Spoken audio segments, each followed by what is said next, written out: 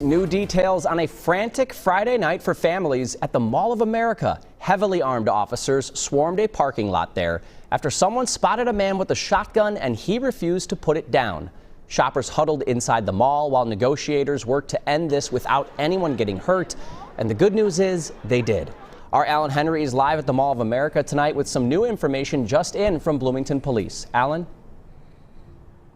Jeff, behind me is the north parking lot of the Mall of America, and as you can see, it is the current temporary home of the Big Top for the Royal Canadian International Circus. Now, police are now saying that armed man went inside that circus tent before an hours-long standoff.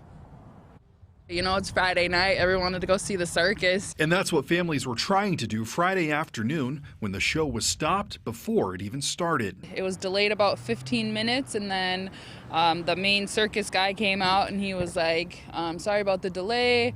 But then he got pulled away by a police officer. 2 minutes later, came back and was like, everyone needs to evacuate slowly, quietly. As families were evacuated from the Big Top, they weren't told why, just to be quiet. Mixed feelings because we're not really sure what's going on.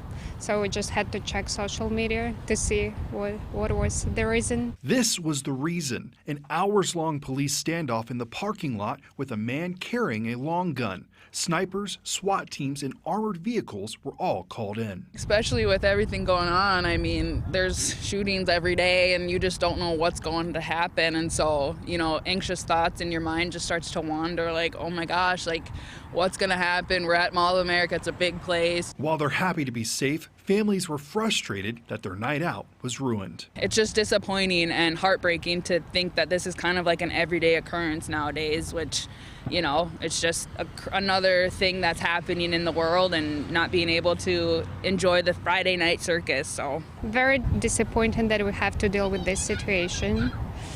Yeah, because it's family event and some crazy person decides to ruin it all. But I just hope everybody's going to be safe.